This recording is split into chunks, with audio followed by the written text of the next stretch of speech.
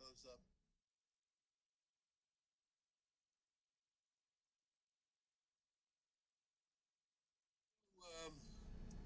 Roll call in to see everybody's here. So this is the December 9th Conservation Commission meeting on Zoom. So we'll just see who all is present. Bailey? Present. Doug? Present. Video? Here. Betsy? Betsy? All right, here. Al? Here. Jack here. Okay.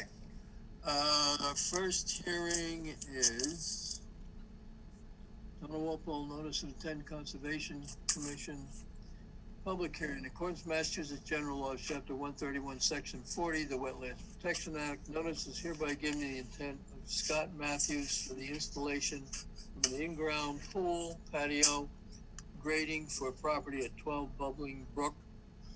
Plans are filed at Conservation Commission office. Public hearing on the above matter will be held during a virtually accessible video Zoom meeting on October 14th, 2020, beginning at 7:05 p.m. All interested persons request to be present. Contact Conservation at 508-660-7253 for access information to virtual meeting. Hearing is open and continued, and we have been requested to continue again until January 27th of 2021. We have anything on that?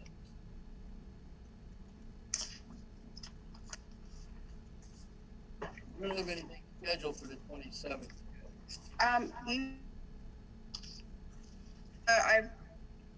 Hopefully the one you have, I wrote the ones that want to continue to January 27th.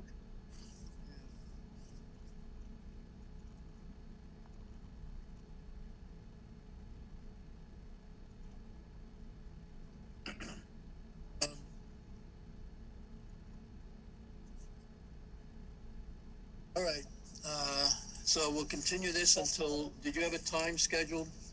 Oh, we can put them at 7. 7 o'clock. Okay, someone make that a motion for January 27th for the 12 Bubbling Brook. So moved. I'll second it. Okay, all in favor? Bailey? Aye. Doug? Aye. Video? Aye. Betsy? Aye. Al? Aye. Jack? Aye. Okay, so this is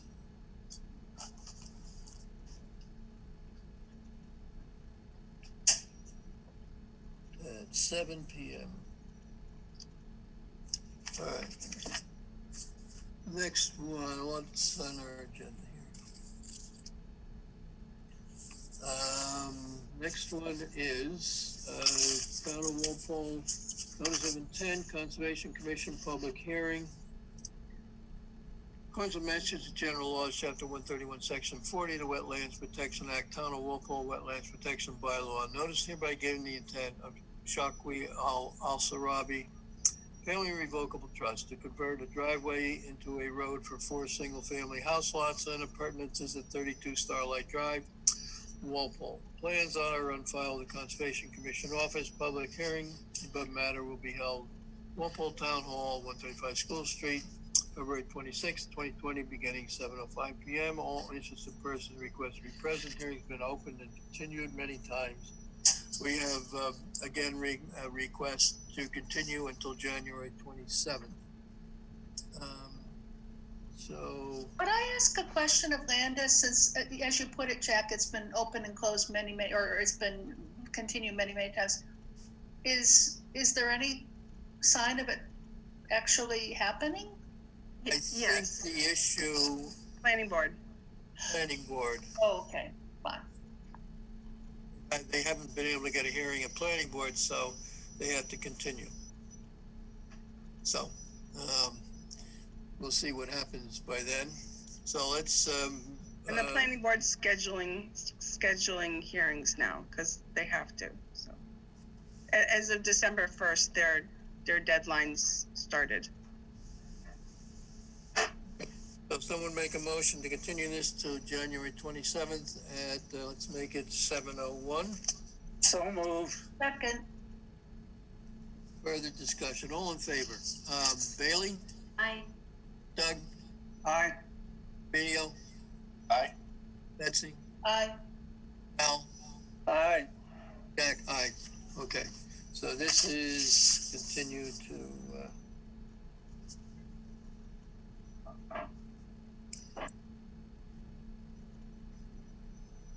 all right, what do we got next? 7:15. We do have a hearing for 7:15. We aren't quite there yet. So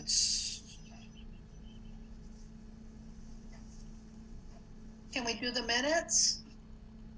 we've got minutes for September 9th.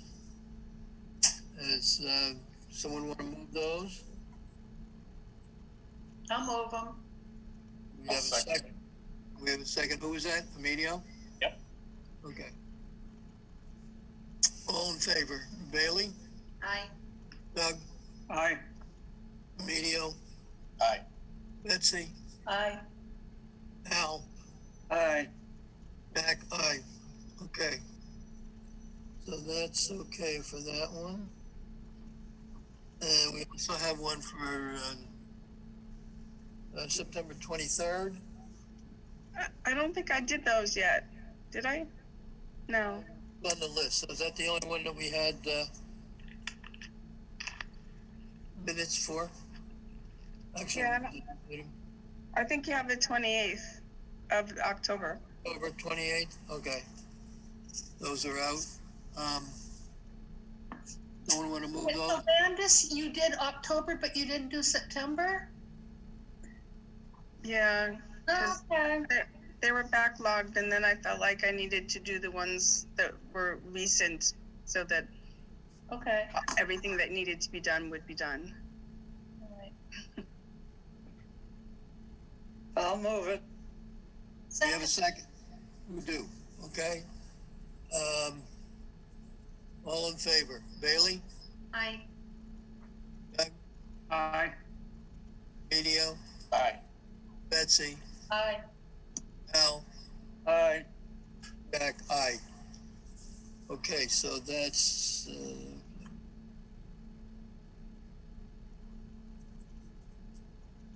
okay, that takes care of that. And, Are there any updates on these enforcements? Nothing specific. So, Main Street, nothing is happening at the moment. It's my understanding the property is on auction. The town administrator had asked for updates, so we provided him with updates, which everyone was kind of on hold because of the activity that was occurring through the police department. So that's still on hold at this moment. The notice of non-compliance for Brookside Village, again, the parties of interest are still working their differences out as far as the wall, so we're letting them do that. Same thing with Palmer Lane.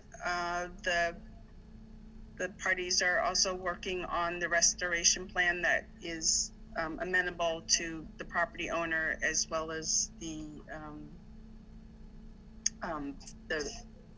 Palmer Lane people. Pinnacle Drive, Lot 9, that fine was paid. So they're all actually all set with that. The site is still has erosion control on it in case of any sedimentation. You can issue the town general, extend the town general order of conditions.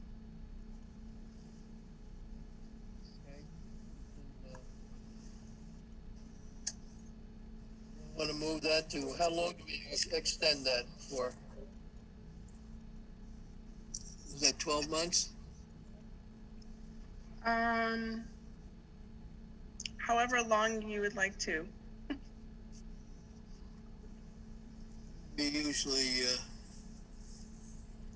I think you usually have given them a little bit longer, but that, give 24 months. okay, that's great.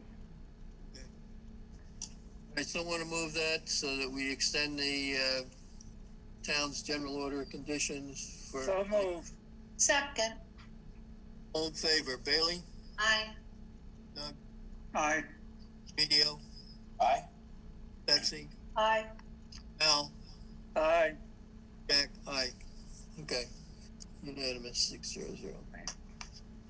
And then the other requests for certificate of compliance for Kilronan Park, they're on hold. They'll go to the next meeting.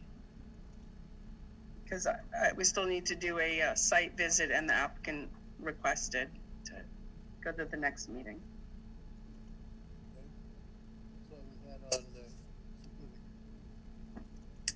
Okay. We can now proceed with the next hearing. Town of Walpole Notice of Intent, Conservation Commission Public Hearing in accordance with Massachusetts General Laws, Chapter 131, Section 40, the Wetlands Protection Act. Town of Walpole Wetlands Protection Bylaw notice by giving the intent of John Casellas to construct an in-ground pool located at 20 Lascivita Drive within 100 feet of bordering vegetated wetlands. Plans are filed to Conservation Commission Office. Public hearing on the above matter will be held at Walpole Town Hall or via virtually accessible video on December 9th, 2020, beginning at 7:15 p.m. Contact Al Hershey at walpolemass.gov or 508-660-7253 for Zoom access info. All interested persons requested to be present. So, representing the applicant.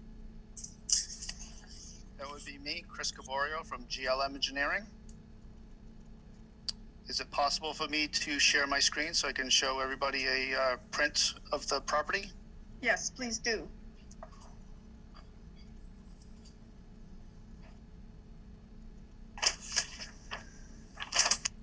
Okay.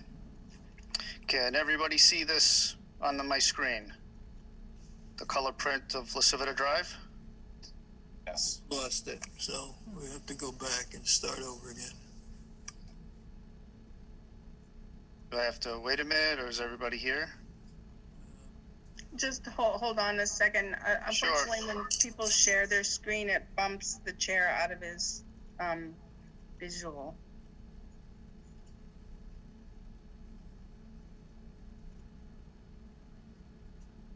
Can you see it now? Just let me know when you're ready. Usually I get. What? You should tell them they see it. Is everybody ready to proceed? Why don't you go ahead? I've got a plan here. Okay. So, good evening, everybody. My name is Chris Caborio from GLM Engineering, and I'm going to be representing the Notice of Intent request for 20 Lascivita Drive, a proposed pool. There was a proposed pool that was previously permitted on this property. However, the permit has expired, so we are here in front of you again to have another proposed pool plan in place. So this is obviously the property at the end of Lascivita Drive. The wetlands, if you could see my pointer, is down here to the right of the property, to the east side. There are already some existing wetland monuments from when the subdivision was constructed. There's one here, here, and here. So some of those are on the 25-foot wetland buffer. There's one that's off of it a little bit. The applicant is requesting for a proposed pool, patio, pool house, as shown on the plan. We do have some restrictions on this property. Is in the back of the property here behind the house is a utility easement, which is a detention pond. So the easement line runs this dashed line up here, just on the other side of the proposed fire pit, to the east side of the property, almost to the 25-foot buffer, and then out into the back of the property. The project access is going to be from the driveway to get to the proposed work area. And we do have an erosion control barrier, basically following the back line of this easement. And then it's kind of hard to see on this print, but if you can see my cursor, it wraps around the house and then touches the house back here. So it's well outside of the 25-foot buffer. There's a sloping area over here, and that's going to be either, let me just move the window around. The slope is going to be stabilized behind the pool, which is in this area here where my cursor is pointing. Excuse me. It's going to be stabilized with hydro seed and some tackifier or a landscape fabric, depending on what the installer can get a hold of. And I believe that's pretty much it. All the proposed work is within existing lawn as it stands now. Does anybody have any questions? Okay, Landis?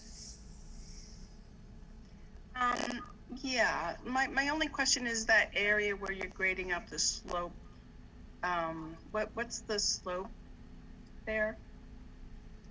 Let me see if I can't zoom in a little bit on that. I don't have an exact number on it. Mm-hmm.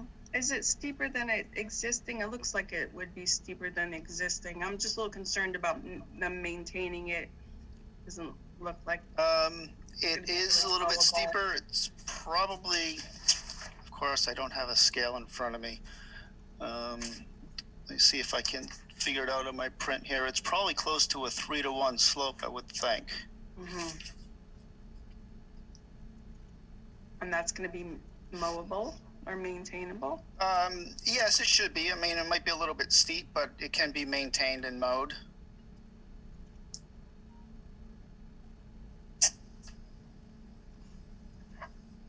Okay, that's my only question, if we need something more at that slope, but I'll let the other commissioners.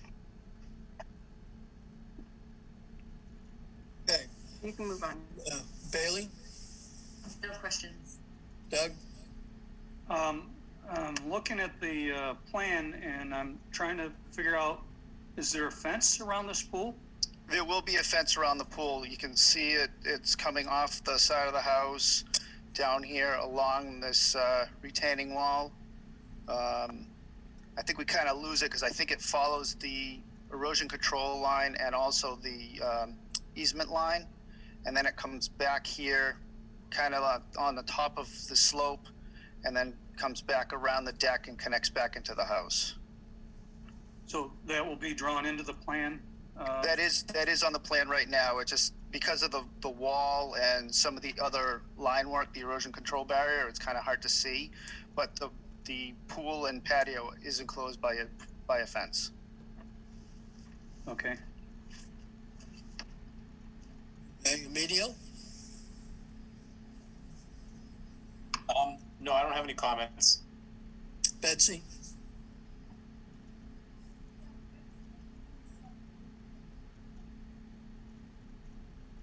Can you guys hear me? Now we can. Okay, good. I'm having an issue. Landis, I'm gonna hang up. All right, bye. Sorry.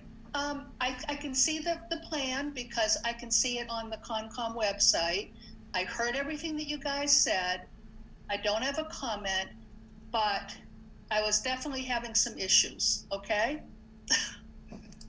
Okay, All I'm gonna say right now. okay. Al?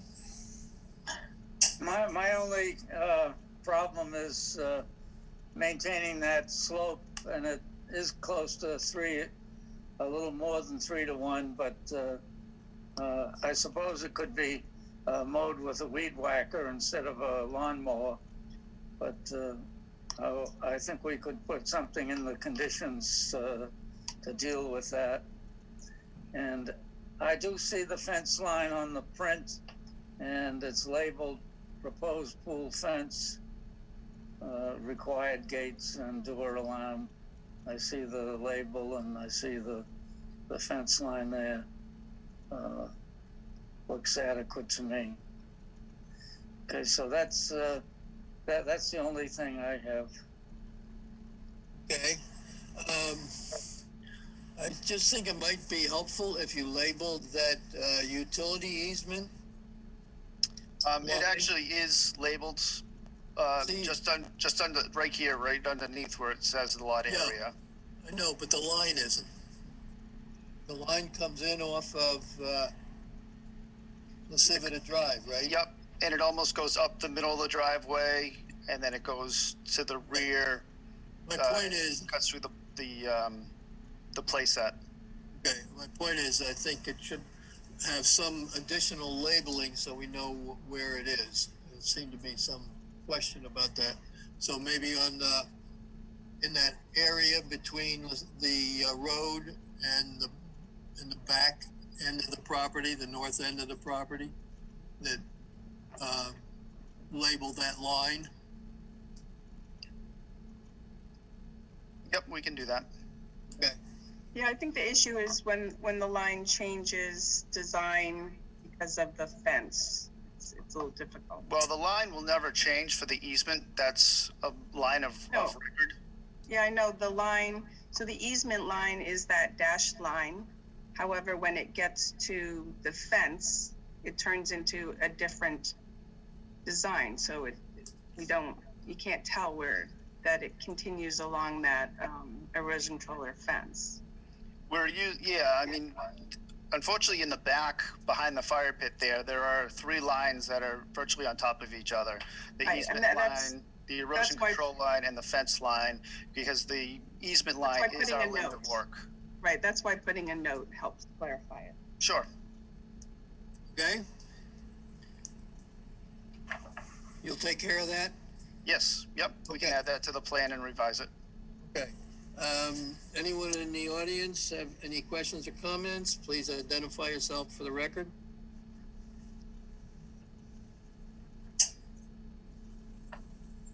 Is there anyone trying to get in?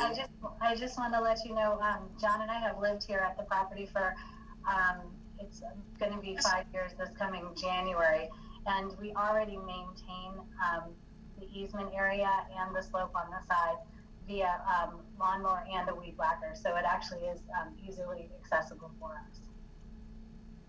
And I know if there's even a little bit more grading, it will still be maintained by us. And you're the property owner. We are, I'm sorry, yes. John and Chris Casellas, we are the property owners. Thank you. Thank you. Okay. Is there anyone else who would like to make any comments?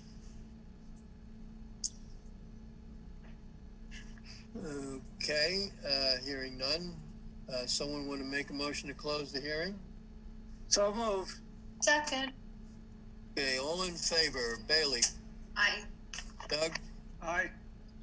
Medio, Aye. Betsy, Aye. Al, Aye. Jack, aye. Okay,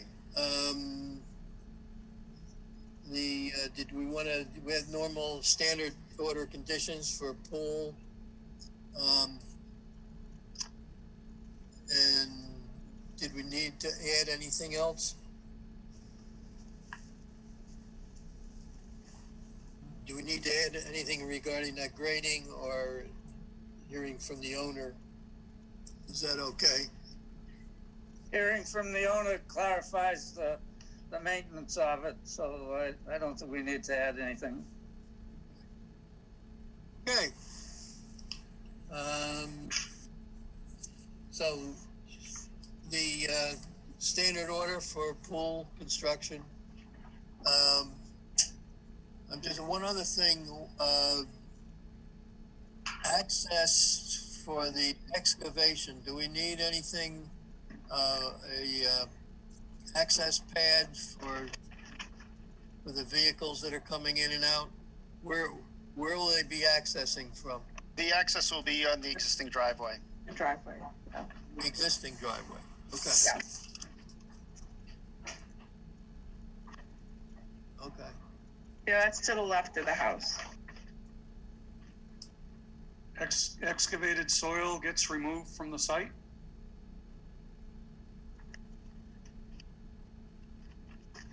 You can put that condition in. Okay. All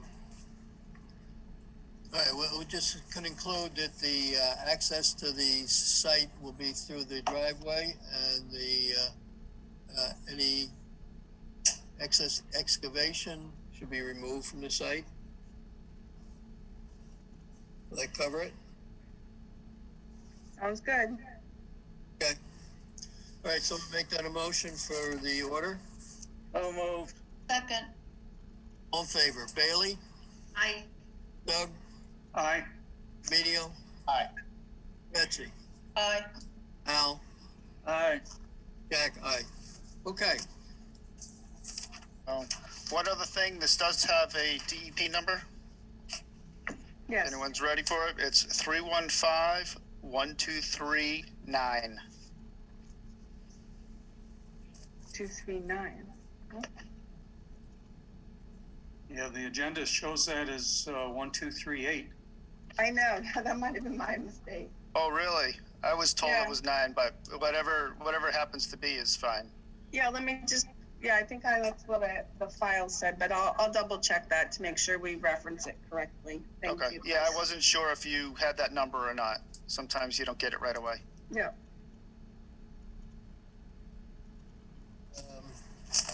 yeah, the wrong agenda number, or the agenda I have, which is the earlier one, has it as 9, 1219. Oh, typo. Okay.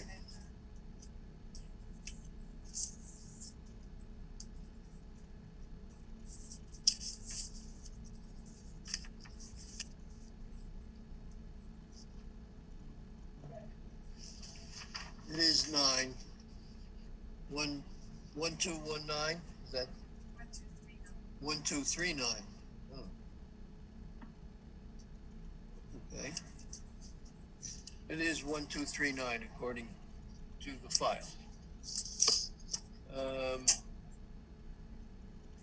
What's next here? Mass dot. All right.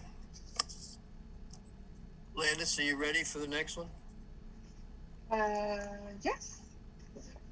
Town of Walpole requests a determination of applicability, Conservation Commission public hearing. In accordance with Massachusetts General Laws, Chapter 131, Section 40, Wetlands Protection Act notice is hereby given in the intent of Mass DOT to determine if work and areas located in the Vegetative Management Plan, VMP, is subject to Chapter 131, Section 40 of the Wetlands Protection Act. Plans are on file at the Conservation Commission office. Public hearing on the above matter will be held in Walpole Town Hall or via virtually accessible video on December 9th, 2020, beginning at 7:30 p.m. Contact L. Hershey at walpole-ma.gov or 508-660-7253 for Zoom information. All person requests to be present. Representing the applicant. Good evening, it's Mike Clements with Mass DOT District 5. Hello? Yeah, what, did you have a question? No, I'm here to represent Mass DOT. Okay, go ahead with your presentation. Okay, good enough, thank you. Again, sorry, my name's Mike Clements. I'm with the Mass DOT Highway Division District 5 office in Taunton. And I'm here tonight to present the no spray maps for the vegetation management program that we hope to be using this spring/summer, if all goes well. The reason I'm here is to present this RDA for the vegetation management program on routes I-95 and Route 1 in the town of Walpole. We're starting up the program again. Last time we did this, I believe, was back in 2012. We're trying to start the program up again. The roadsides are getting overgrown again, and we have grasses and whatnot growing up through the edging and through the guardrail. And the most economical and safe way for us to do that is through the application of herbicides. Typically, our vegetation management program really consists about 94% of mowing and weed whacking, and we really only use about 1% herbicides.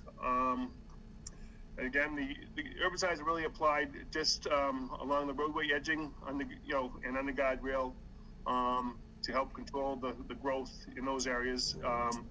Otherwise, it's a labor-intensive manner of weed whacking and other means to try to get that stuff knocked back and cleaned. And it's a safety measure for to do, the herbicides make it a little bit easier for us. It's a safety for our workers, keep them otherwise we have to put them out on the roadways with the weed whacker and a hard hat and vest, and we'd like to avoid that as much as possible. The program itself is primarily managed under two different regulations. Number one is the Department of Agricultural Resources regulation 333 CMR 11, and of course the other one is the Wetlands Protection Act, and that's the reason why we're here tonight.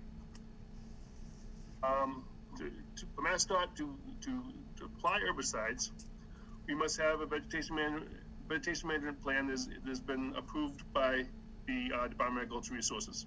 That we're in the process of preparing the plan, but one of the elements that needs to go into the plan is our spray no spray maps that have been approved by the local conservation commissions as where we can spray and not spray.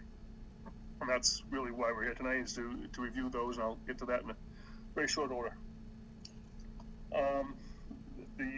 As I mentioned, the vegetation management plan is a program, a plan is good for 5 years, and every year there is a yearly operational plan that we have to apply for to the Department of Agricultural Resources to get approval.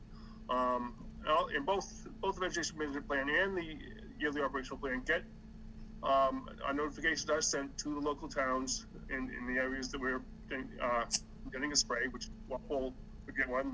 The selectmen, the Board of Selectmen, the Board of Health, and the Conservation Commission will get a notification saying that we're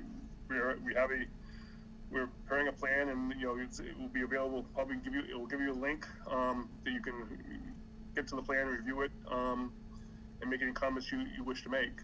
And again, the yearly operational plan, provided the vegetation management plan is approved, will also be advertised in the same manner, and you'll be able to make comments on that as well.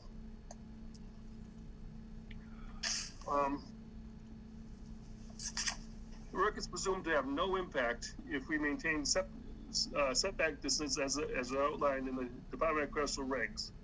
Such as for major rivers, the setback is 10 feet. However, MassDOT uses 100 feet. All of our setbacks that we are showing on our no spray maps are in agreement with the Department of Agricultural Resources regs, and through that also the DEP Wetlands Protection Act regs pertaining to the vegetation management plan.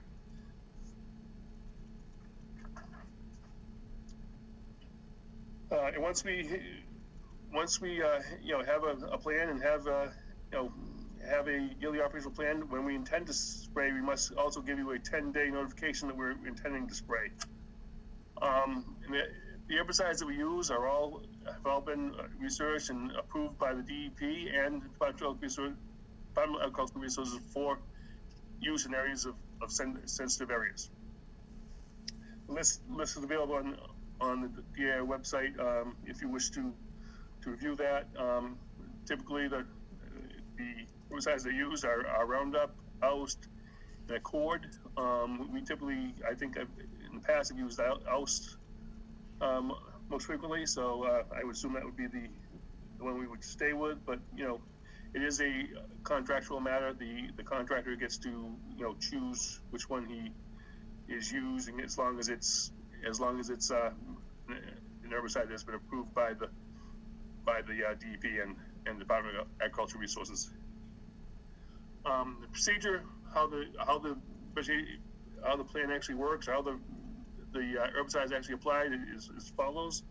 There are two different types. There's the foliage treatment and cut stump method. Now, the cut stump method is used very rarely, but typically if we've cut a tree down and you want to you want to kill the outgrowth, you apply the herbicide to the stump of the tree, and it should kill the roots, and the outgrowth will cease to grow. The foliage treatment, which is typically what we use most often, and it would be used in this application around the edging and on the guardrail, is applied through a nozzle that sprays about a 2.5 foot path as we go linearly down the roadway. The pressure that the nozzle's under is about 60 psi, or just under that. We don't typically we will not apply the herbicides when there's a threat of rain, or if it's raining, or a threat of rain. Also, if it's a windy day, or there's wind gusts greater than 4 miles an hour, 20 miles an hour. Now, we sent you was a couple of things. Number one was the scope of work that we use. Number two were the locus maps for Route 1 and Route I-95. And then specifically is the spray, no spray maps. I will quickly go through them if I may. Starting with Route 1, and we're going northbound, starting at the Foxborough town line and heading northward from mile marker 16 to mile marker 17. There's a small wetland area on the southbound side where we will not be spraying within 100 feet of that wetland on either side of the wetland, because the wetland butts up to the slope, down slope of the southbound roadway. Also, you'll notice there's a zone 2 delineated there. Zone 2s are, the application can only be applied in every other year type method. So if we were to receive approval and apply it this summer / spring, we would not be applying it in 2021. Now heading north, we hit past mile marker 17, and we're going just a little bit, the mile marker like 17.4. We hit the Sharon town line, and that's where we cease. There is a brook right there at the town line, and there's a setback that we're showing there that we will not be spraying. That's I think it's kind of near the ice rink there.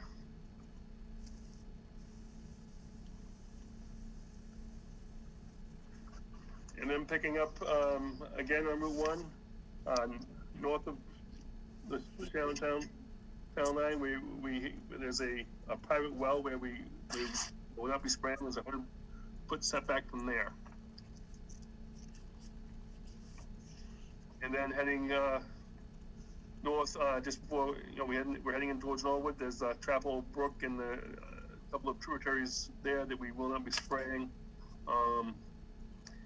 And near the wetlands and near there, we have a setback of 100 feet on each side, and we have a spray zone, no spray zone in the brook at the Trapple Brook about 500 feet. So, and then there's a small stream just before the Norwood town line where we're not spraying. There's a 100-foot setback there. Then going into 95, there's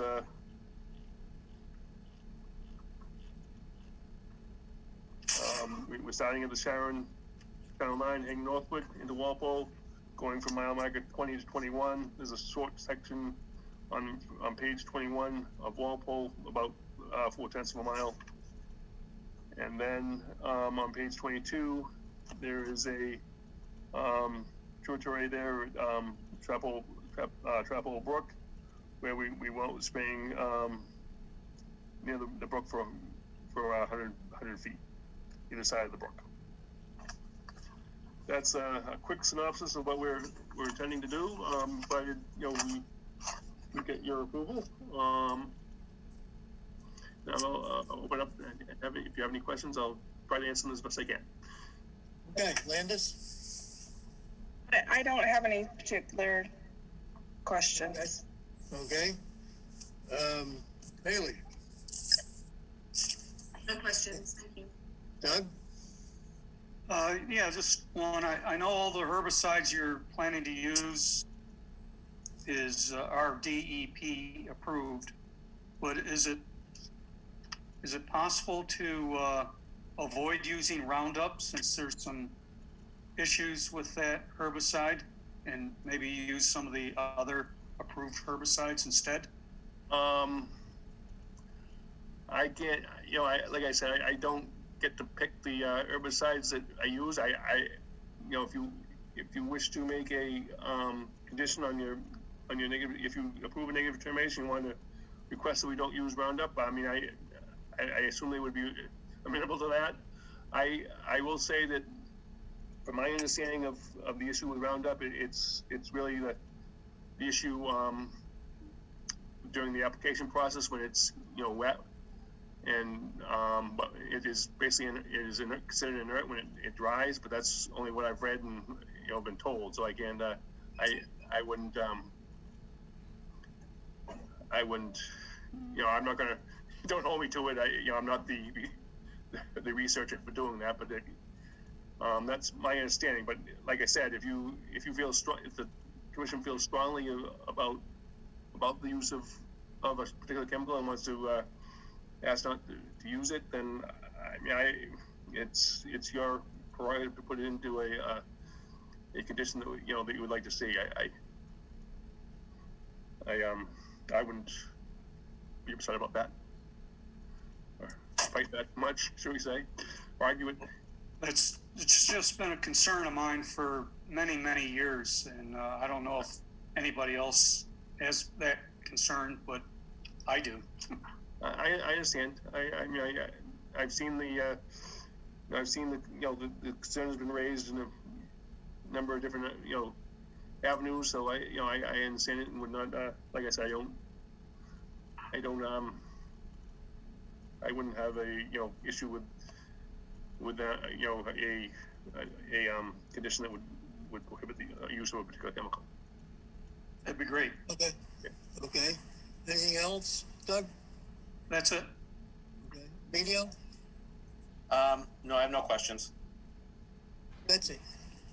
Yeah, I have a question. It's really a question of curiosity, because Mike, I'm going to vote for this. Don't worry. I'm just wondering, are there any towns, and I could name them, but let's say some towns north of us, more sophisticated towns, they'll be like, no, you're not doing this in my town, period. You guys got to mow and weed whack. I mean, does a town ever go like, no, you're not doing this? We've I'm not going to name any towns. Okay. Because I think I know what you're thinking of. I've actually already been before them, and they did agree. I will say there was another town that I was very surprised about, that my counterpart went to, and they denied her. So it has happened. Okay. Anyway, I'm going to vote for it. I know you guys have to do it. All right. Thank you. You're welcome. I try to answer the best I can. Al, any questions? My only comment is that it's a lot safer to do the chemical controls than having guys out there. And I know that there have been accidents where guys that are weed whacking get hit by a car or something. And I want to make sure that I'm not responsible for some guy getting killed on the roadway. But it happens, and I don't think we should be deciding that his life is okay, and to lose that and instead of the chemicals. So I'll go along with the chemicals, whatever's necessary. And I know that in the center of the roadway along the Jersey barriers, that's a problem no matter how you do it, because Right. There's never a time when there's no traffic right in the middle of the road. So. No, it's a very difficult area to work in any time of day, any time of night. It's just a difficulty. Okay, I think it's been shown that properly applied use of the correct herbicides can do a good job. So, anybody in the audience like to make any comments? Please identify yourself for the record.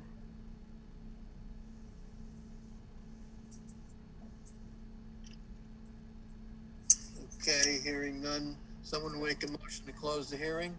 So moved. Second, All in favor? Bailey? Aye. Doug? Aye. Emilio? Aye. Betsy? aye. Al?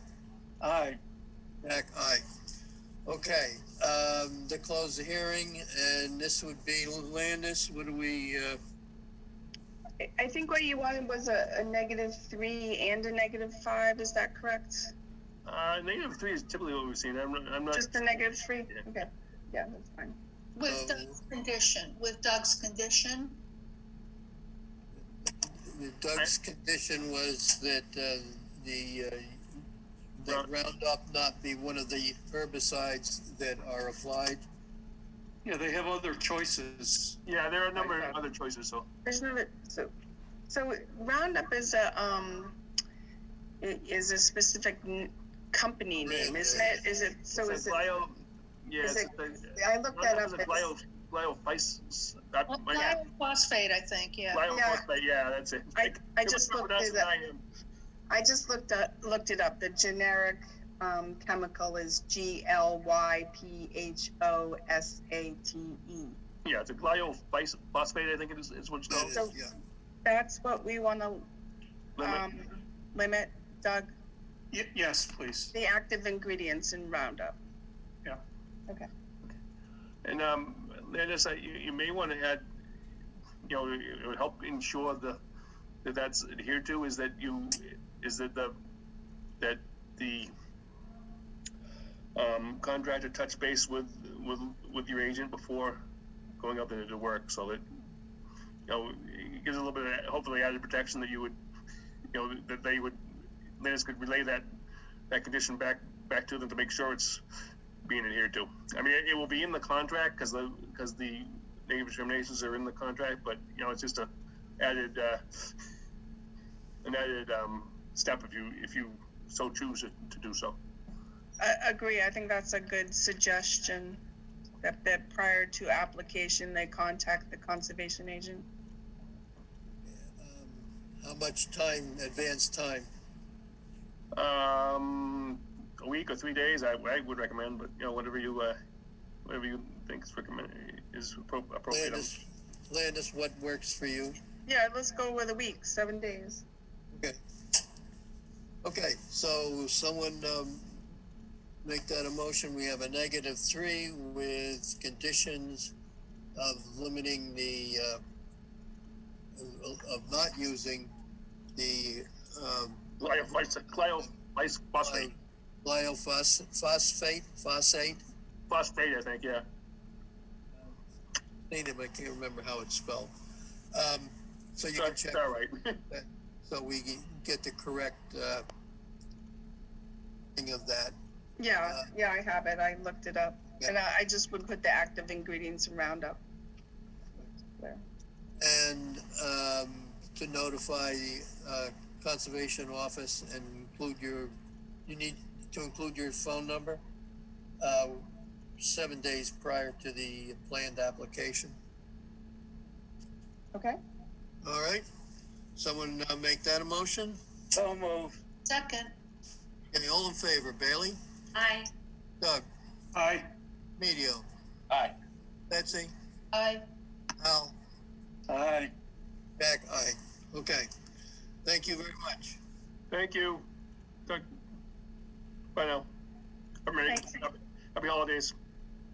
Same to you. You too. All right.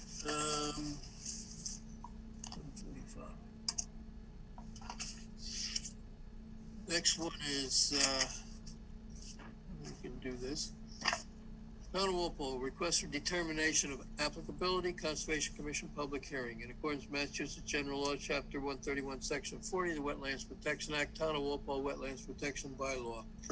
Notice hereby given the intent of Wall Street Development to determine if land located at map 19, lot 183, Pinnacle Drive, is land formerly associated with a historic mill complex and therefore not subject to the regulations as work in the riverfront area.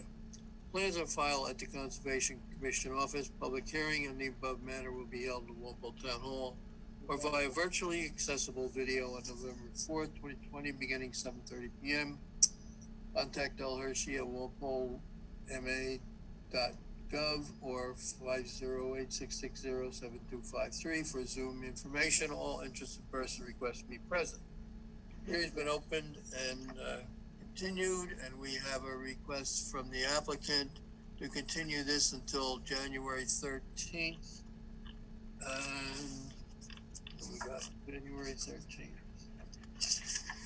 So we have the stormwater and erosion control bylaw discussion.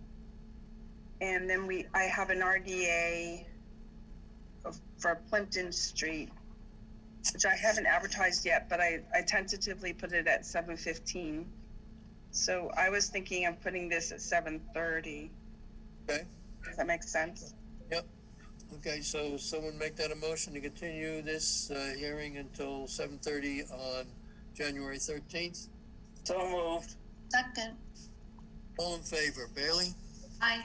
Doug? Aye. Radio? Aye. Betsy? Aye. Al? Aye. Jack? Aye. Okay, so that takes care of that one.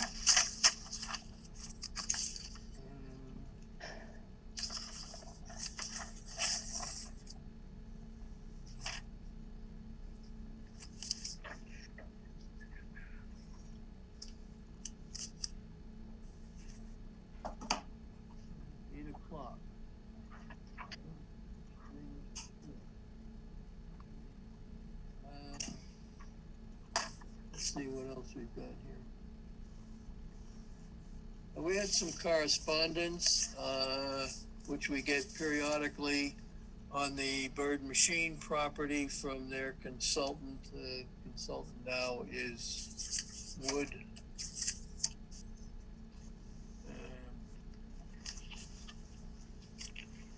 Just Wood, Massachusetts, Inc. They're in Chelmsford. They do sampling, and they report this, their results. Summary, basically, that it's the groundwater samples are improving or holding their own, so that they'll continue to monitor. There was a contract issue with the June monitoring, and some of them are done every 3 months, some 6 months. So they'll be doing all of them. They missed the June one, so they'll be doing, including all of the observations and reporting on that. So this was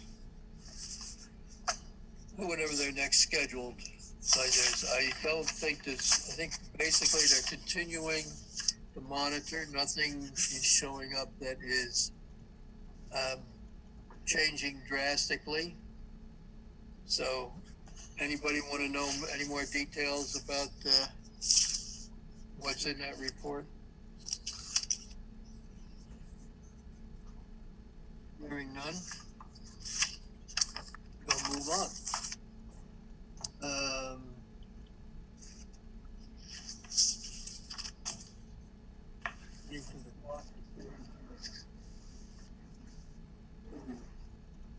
Town of Walpole, Conservation Commission, Notice of Intent, Public Hearing.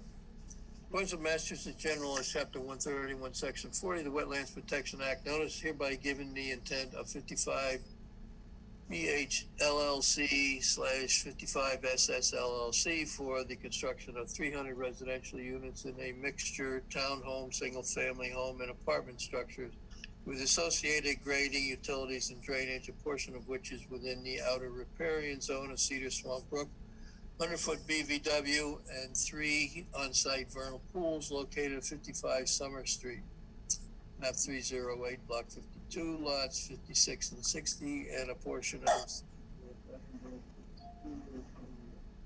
plans are filed at the Conservation Commission office and online on the town website. Public hearing on the above matter will be held via Zoom conference on June 24th, 2020, beginning at 7 p.m. All interested persons request to be present. Hearing has been opened and continued, and we have a request from the applicant to continue this until January 27th.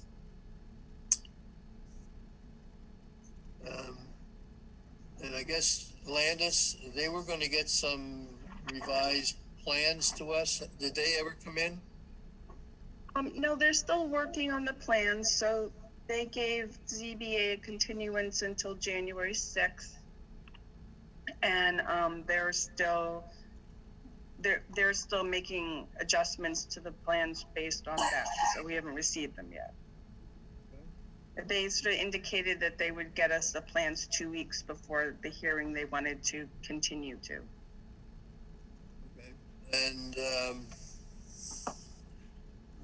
we did send a letter to Mr. Hale indicating that there were several things that we expected to see on the revised and updated plans. Yes, we did. And that we would continue with beta if there is additional peer review required.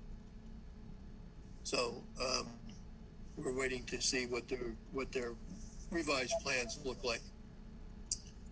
So someone make a motion to continue this on January 27th.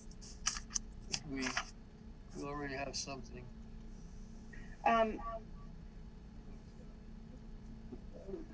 A 7:15. What did we do for what time did we put for Bubbling Brook? We made it 7.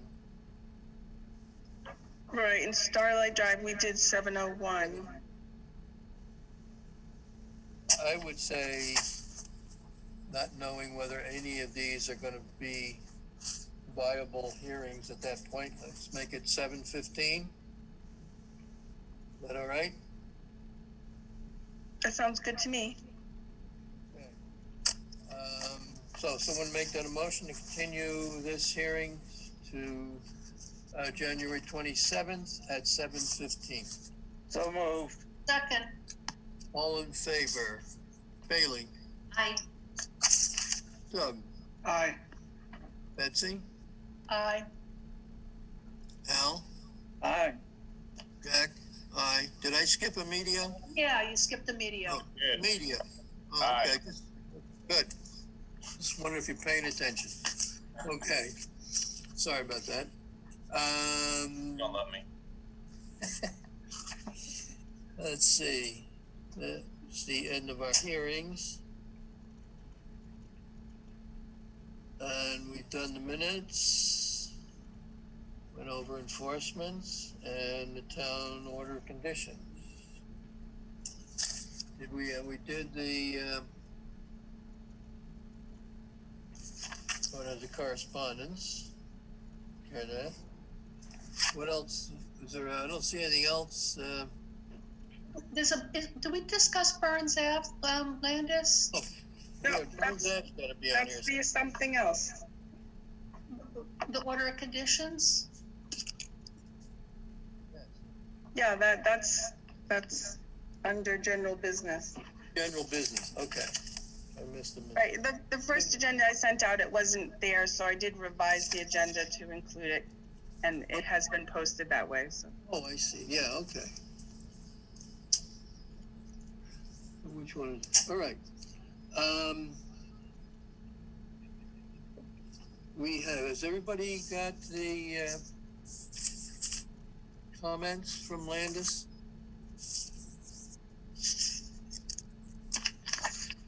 Then your report. Yeah. Does everybody have Landis' comments? Yeah. So, Bailey, do you have them? Okay. Doug?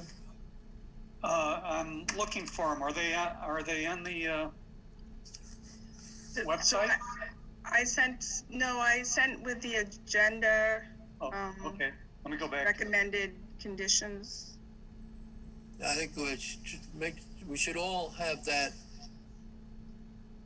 in front of us if possible. So we're waiting for Doug. Emilio? Yes. Okay, Betsy? Sorry, yes. Got him. Good. Al? I have it. Okay, and I have it. And Doug has it now too. Good, okay.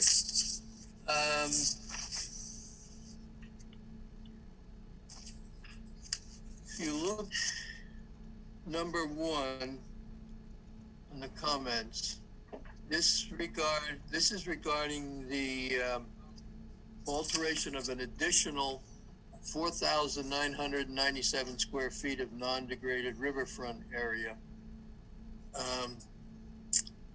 We have had issues with that, I think, all along. And I think that the explanation that Landis has put together is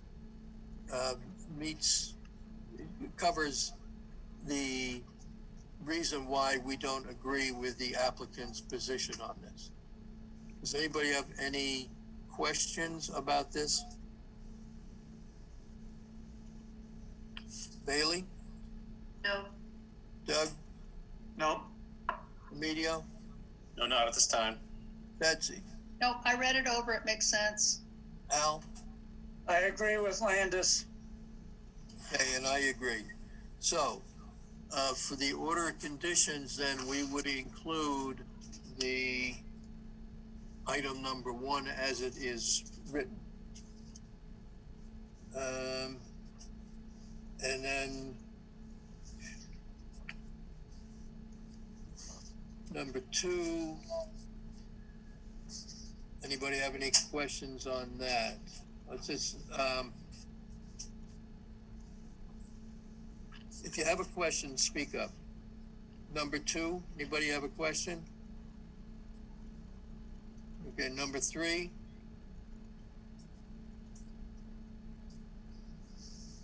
That is the revised plan, okay? Everybody's all right with that. Prior, number 4.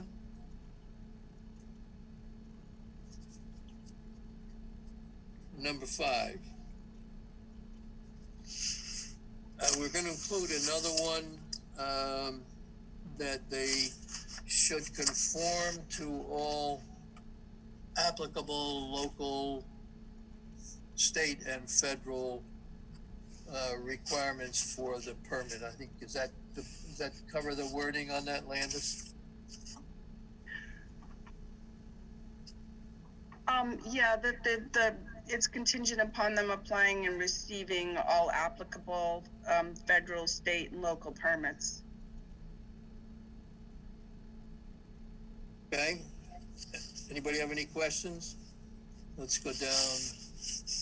Basically, was there anything else that anybody wanted to include on this? Bailey? No, I'm good. Doug? Looks good. Emilio? No, I have nothing. Betsy? But I had a question about number 8 and 9, but are you asking in general, do we have questions, or are you asking about a particular item? Whatever you have a question, bring it up. I do. So Okay. So question 8 and 9 are about the certificate of compliance, and there's going to be an as-built along with that too, and they have to have the restoration completed for 2 growing seasons. This is just a question. I should know the answer to this, sorry, but can they start renting and selling units before all that happens?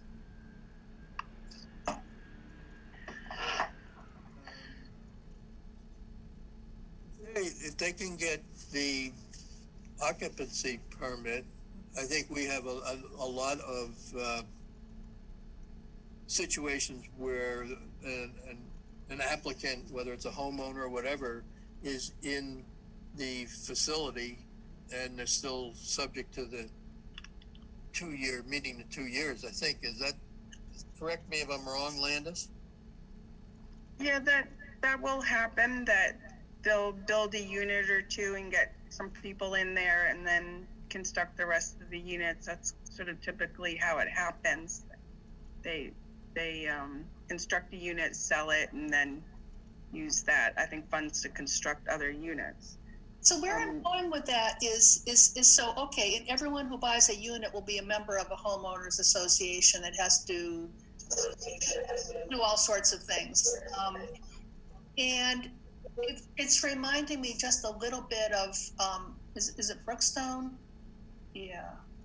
Brookside Village, and other places that we've encountered too, where it's already sort of already handed over to a homeowners association. And is there any way we can get around that and just go, things have to be completed, and it's not, and just because we have a few of the condominiums occupied doesn't mean that the responsibility is now drifting over to the homeowners association. Or do we have no ability to deal with that?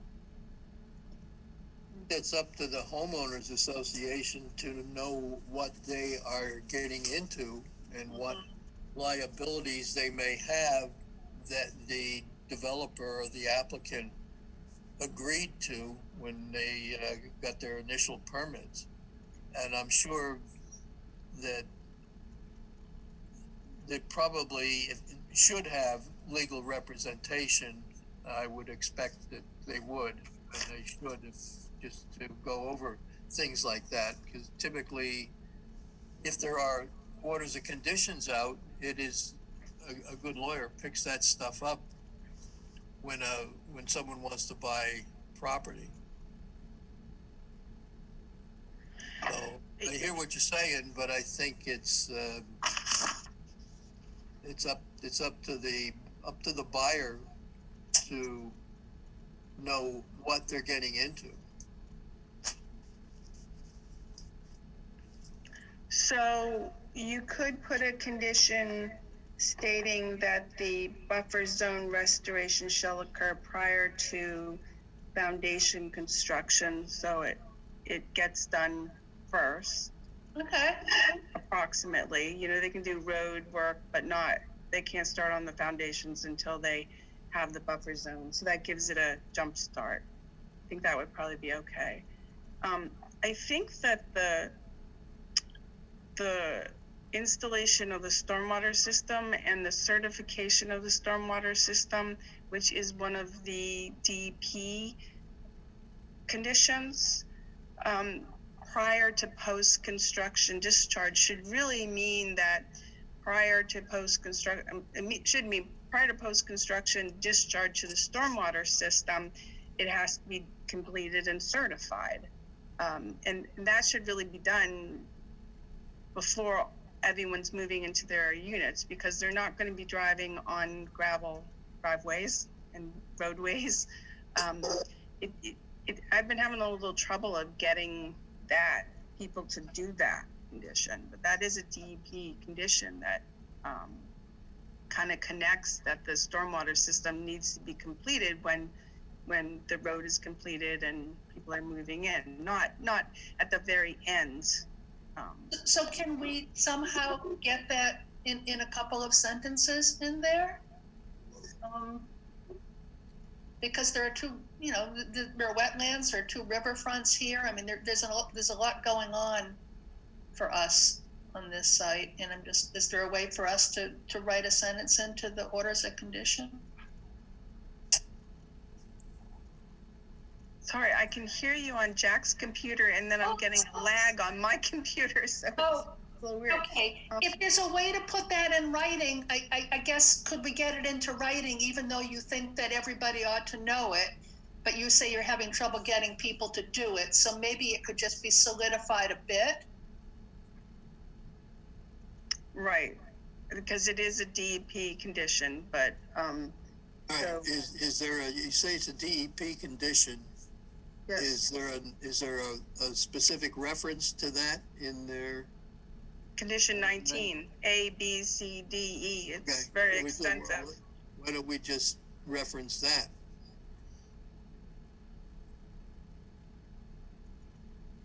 Okay. We've done that before under the bylaw. This is strictly under the Wetlands Protection Act, but we can put some kind of language just to remind them of that condition. You know, we can refer to that, and then it refers what the general category of that section is. Okay. All right.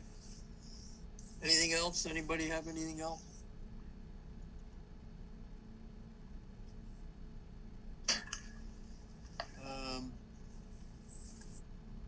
Okay.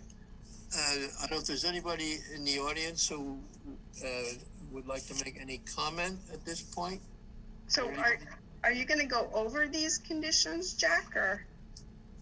Well, we kind of ran down them all, didn't we? Yeah, do we have to actually say yes to each one? I mean, he said, like, do we have any questions on them? And I jumped ahead to 8 and 9. But we've pretty much gone down the list. Yeah. Right, so I think if the commission, so if the so the way they filed their notice of intent was for work in the degraded riverfront area, which was 13,000 plus wetlands, riverfront area disturbance in a degraded riverfront area, which has been approved in previous Board of Conditions and the SOC. Then under this notice of intent, they are requesting an additional 4,997 alteration of riverfront area, but it's the non-degraded riverfront area, and the way that they would be able to do that is under 10.585G, where they are offering a mitigation plan, and the mitigation plan involved removal of invasive species in the non-degraded riverfront area. So I think that's what number 1 was. The question was, does the commission agree that mitigation of the non-degraded riverfront area, removal of invasive species, is that mitigation for alteration of an additional 5,000 square feet of non-degraded riverfront area? It's not really one-to-one because we already have the riverfront. It's more of an enhancement than a mitigation. As example of mitigation would be if there was wetlands on site that had been filled in historically and the applicant wanted to go in and remove the fill and rebuild the wetlands and put in hydric soils and plants and recreate a wetlands that used to be a wetlands but is not functioning as a wetlands now, that would be a mitigation. Or if there was a riverfront area that was filled in and is degraded and they excavated it out and put clean soils in and planted, and it went from a degraded riverfront area to a non-degraded riverfront area, that would be mitigation. But to take a non-degraded riverfront area and to augment soils and plants, that's more of an enhancement rather than a one-to-one replacement. So that's what number 1 explains out. There was certain criteria in 10.585G where there was a minimum of a 2-to-1 ratio of mitigation to alteration. A choice could be off-site restoration of a riverfront area, so they could have picked another area off-site to restore a riverfront area. A conservation restriction on property in a riverfront area, a purchase of development rights within a riverfront area, or restoration of a bordering vegetative wetlands, which was the example I just gave. None of that's not what they proposed. They proposed an enhancement of an existing riverfront area. So number 1 condition denies their 4,997 square feet of non-degraded riverfront area alteration under 10.585G. So if the commission agrees to go this way, it would be the order of conditions would written as an approval, but then these conditions would be included in the order of conditions. So it would be approval of the project, but a denial of the additional 4,997 square feet alteration. That's basically what we had gone over, and everybody agrees with what you have put, what Landis has put together as number one on their report. So I think everybody did accept that. So is there anything else that we need to do?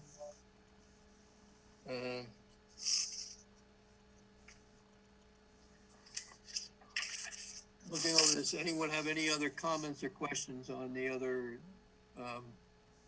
items that Landis has written? Okay.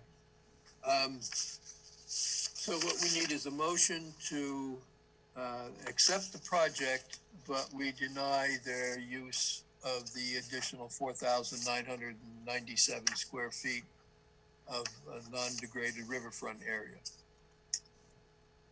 So that's what our order of conditions will include.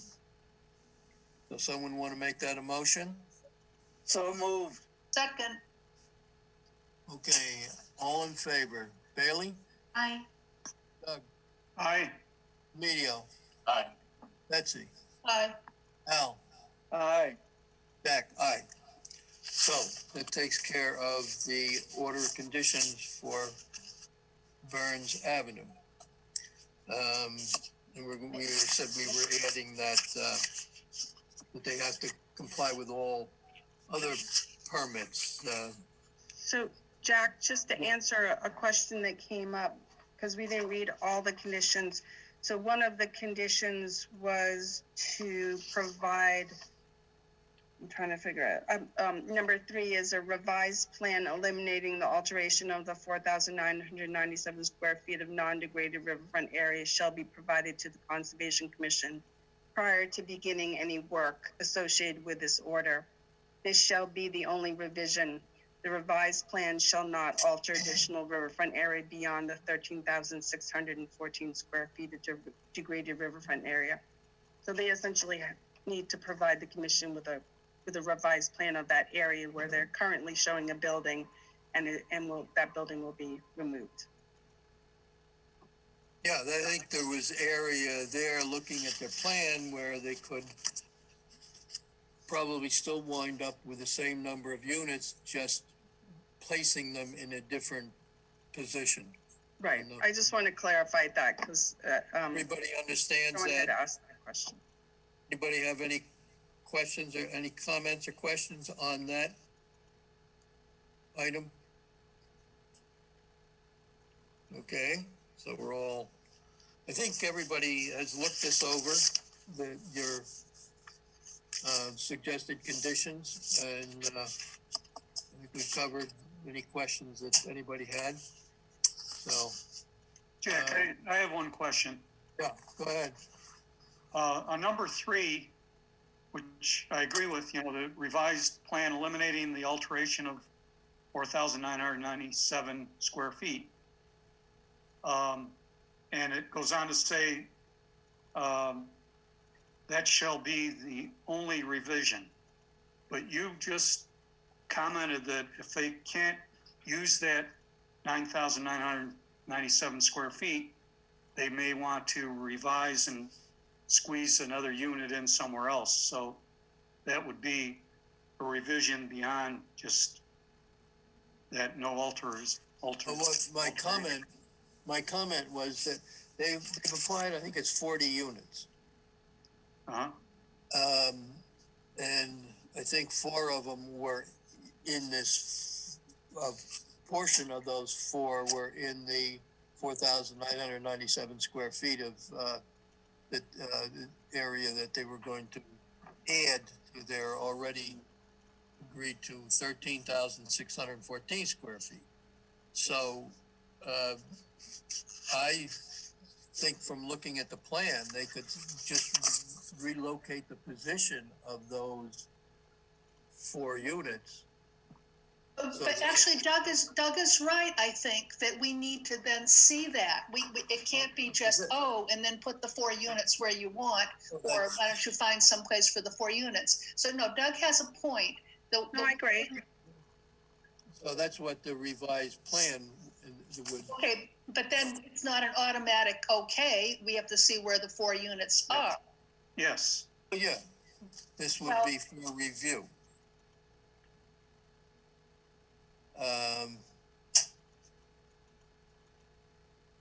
So it's not the only revision. The wording is a little, so to say this is the only revision, I think that's what Doug is catching. Yes. It's not the only revision. And in fact, with the elimination of the possibility of that riverfront, there could be all kinds of other tweaking around too.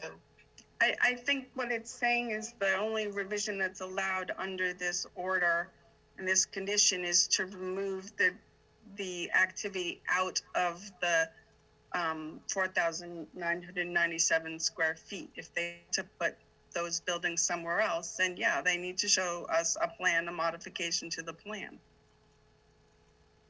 Does it just need clarification, that statement, where it says this is the only revision? Yeah, the wording is kind of. I know, it came from town council, so I hesitate to change it because what are you concerned? What's the concern? It just sounds so final. It almost sounds like something from Lord of the Rings or something. This is the final ring for all and ever. I don't know. To me, I know why Doug's catching it. It caught me too a little.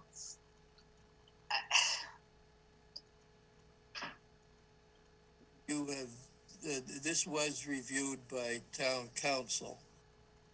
And this was the wording they came up with. They actually added that. I didn't have that in originally. They added that. So I think that this particular condition is allowing them to make the revision of taking the buildings out of the 4,997, but it's not allowing them to do anything else. If they want to make any other tweaks, they have to go through the normal process of modification or amendment. So to me, it's the strongest way to go. Mm-hmm. Do you understand? Does that make sense? That does make sense. Okay. If they find a new spot for their other 4 units, they'll have to come back with a new plan. Right. Yeah, Right. that's the point. Right. Yeah. They'll have to show where it is through the modification or amendment or something. But this condition is allowing them to remove the buildings because we told them no activity in that area. Okay. Essentially, if they want to, they can still wind up with the same number of units. They could take them out, just drop them. Could, and that's what we was sort of I was asking him to do before, because that's what he did with the DEP plan. He showed those buildings out of the 497 square feet of non-degraded riverfront area and put somewhere else. He chose not to go that way, so maybe now he will. I don't know. Okay. And he was told that we were doing this tonight. I have not seen him online, but he was informed and reminded, just like the applicant was. Okay. Mr. Chairman? Yeah. Yes.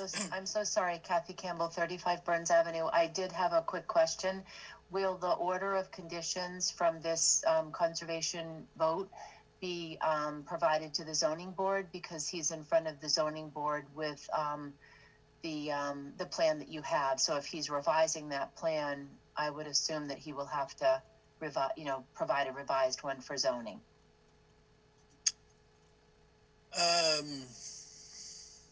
I don't know what. We'll send them the order of conditions. Yeah, the zoning board will get a copy of our order of conditions. Okay, that's fine. That's what I was asking. I just wanted to make sure that they would be notified. Oh yes, they'll get that, and what the applicant decides to do, we'll just wait and see. Yes, Mr. Chairman, thank you. Okay. Anyone else? Okay, well, we did vote on this order, right? Yes, you did. Did, okay. So that takes care of that. Is there anything else on our agenda? Nope. Nope. Okay. We have Joan and Mike Kofsky. Did they have any questions or comment on anything? I see their name is on the screen. Thank you, Mr. Chairman. We're just listening and we're all set. Thank you. Okay, good enough. For those on the commission, I moved yesterday, so I have a new address. If anybody, I still have my P.O. box, which I will keep for some time. You moved out of your house, Jack? I moved out of my house, yes. Oh. Okay. And the new owner, who happens to be a relative, my granddaughter bought the house. And they're doing major renovations. It will look very different inside. But my new address is 27 Rainbow Pond Drive. You're telling everybody you know that. Well, too late now. So they can send me a Christmas card. Jack, welcoming. Jack, Yes. Jack, you don't have email right now? Because I sent you an email last week and you never replied. I was going to, but I ran out of time. Okay. To everybody, yes. Okay. So this is, mail will still come to my P.O. box in South Walpole. I will keep that for some time because I haven't really sent notifications out. But if anybody wants to have it, my new address is 27 Rainbow Pond Drive, Unit D as in David 2.